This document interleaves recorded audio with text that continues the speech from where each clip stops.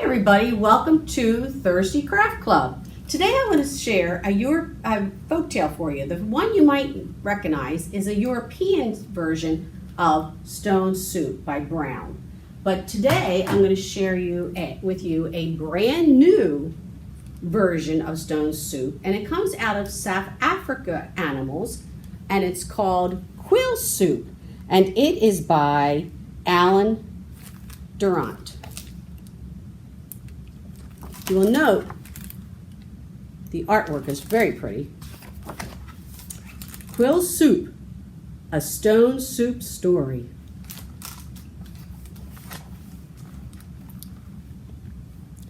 Noko the porcupine was hungry and tired. He'd been traveling through the valley of the Thousand Hills and hadn't eaten for days. He saw a small village ahead, and his spirits lifted. Food and shelter at last, he thought.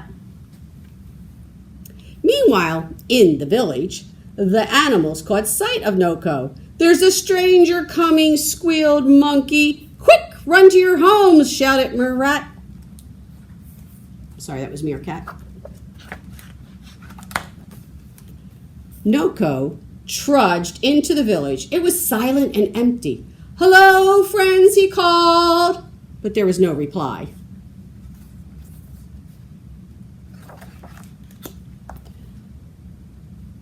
Noko went to the first house and tapped on the door. "Yes?" asked Warthog. "I've traveled a long way and I'm very hungry," said Noko. "Do you have anything I can eat?" Warthog shook her big head. "I'm sorry," she replied. "I ate a big lunch and all my food is gone." Noko knocked on the next house. "How can I help you?" asked Rabbit. "Please, I need some food," said Noko. "So do I," said Rabbit, exclaimed. "My greedy brother came to visit and ate all my food. I have nothing left." Now, if you look in the pictures, there's carrots. And at Warthog, there was an apple. Noko knocked on Monkey's door. "Yes, what is it?" Monkey asked. "I wonder if you have any food to spare for a poor traveler," Noko inquired. "We are poor villagers," Monkey grumbled. "We don't have any spare food." And there's a bag that actually says, "Spare food." So Noko went to Aardvark's house. There they all are. Think it's going to be any different? And he went to Meerkat's house. And he went to Pangonin's house. But he came away hungry. All of them said they didn't have any food. By this time, Noko was very tired and very hungry indeed. But his brain was as sharp as the quills on his back. He could see from the villagers' sleek coats and round bellies that they were lying. He knew they had food. How was he going to get some? He sat and thought, and after a while, he came up with a plan. "I wonder if I might have a little fire and a huge pot for water," he asked the villagers. Of course, they replied. They couldn't refuse him that. Noko put the pot on the fire so the water could boil. "It seems I shall have to make my own food," he sighed. "I will make quill soup." He plucked 3 quills from his back and dropped them into the big pot. "But surely the quills are too hard and sharp to eat," said Warthog. "Wait and see. Soon they will soften and release flavor to make a delicious soup," Noko explained. He bent over the pot and dipped in a paw. He licked his paw and nodded. Very, very tasty," he said. "Just how His Majesty likes it." "You have met the king?" squeaked the animals. "Many times," Noko said casually. "I always make him my quill soup. He loves it." Now they're all thinking about the king. Noko tasted the soup again. "If only I had some carrots," he said. Rabbit's ears shot up. He wanted to taste this quill soup that was fit for a king. "I think my greedy brother may have left a carrot or 2, he blurted out, and he hopped away to fetch them. Noko added the carrots to the water and tasted the soup again. Lovely, he announced. Of course, the king likes mealies in his quill soup. I've got mealies, said Meerkat. She ran home to find them. Each time Noko tasted the soup, there was something that needed to be added. Beans, peas, potatoes, spinach, and then the things appeared within moments, as if by magic. Now, Noko's soup was thick and rich. Once again, he tasted it. Perfect, he declared, unless I don't suppose anyone has a few worms. Pangolian did. Noko told the villagers to fetch their bowls. There's plenty of soup to share, he said, and share they did. They drank bowl after bowl of the delicious soup in the firelight until the big pot was empty. Noko sat back, looked up at the stars, and yawned. Oh, I wonder if you might have a hole where I can sleep, he asked. A hole, said the monkey, for someone who cooked delicious quill soup for the king and who has the generosity to share the soup with strangers, piped in Aardvark.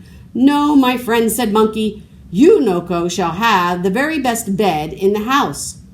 You're too kind, Noko smiled. Before they went to their beds, Noko and the villagers sang together, shared stories, and danced in the moonlight. They're having a party, aren't they?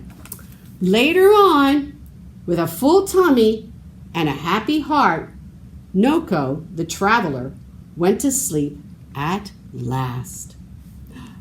Good night, said Monkey, and there he is at Monkey's house. And that is the story of Stone Soup and how sharing, everybody had enough to eat and they had a nice little get-together. All right, guys, take care. Hi, everybody. For the second book I want to share with you is a story called Windblown. It's by Eduardo Manchu, and he is also the illustrator as well as the author. And he has done this story with only 7 different shapes. So this is not a folk tale, but is a very interesting STEAM project. So here we go. One tiny scrap of paper. Look, there's another. Now, there are 3.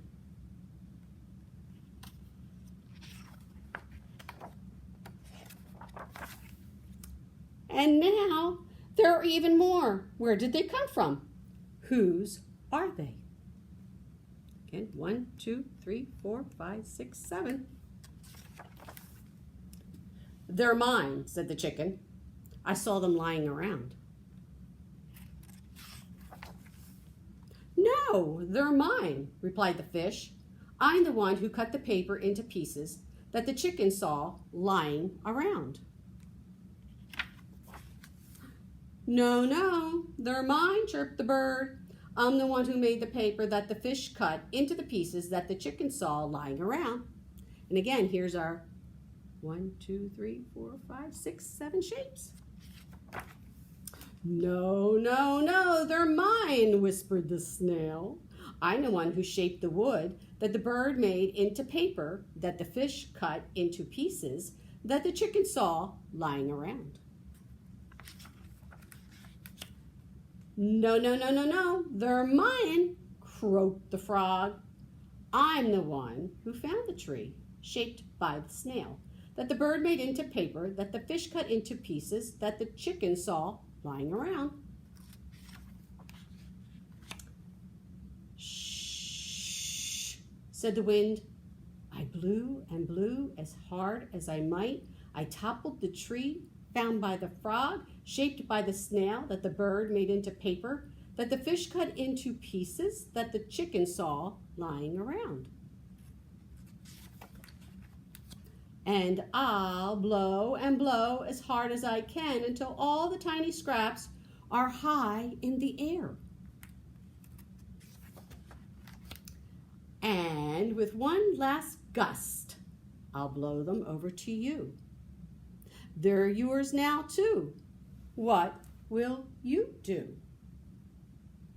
So I thought that was a very interesting illustration and concept. Okay, guys, that is our stories for this week.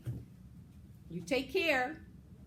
Hi, everybody. You're going to find a yarn hedgehog in your bag. I have instructions written out in the bag also. This is how mine turned out.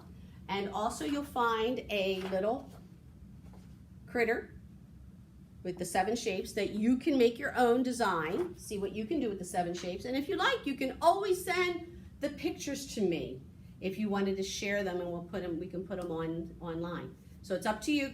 It's up to your parents.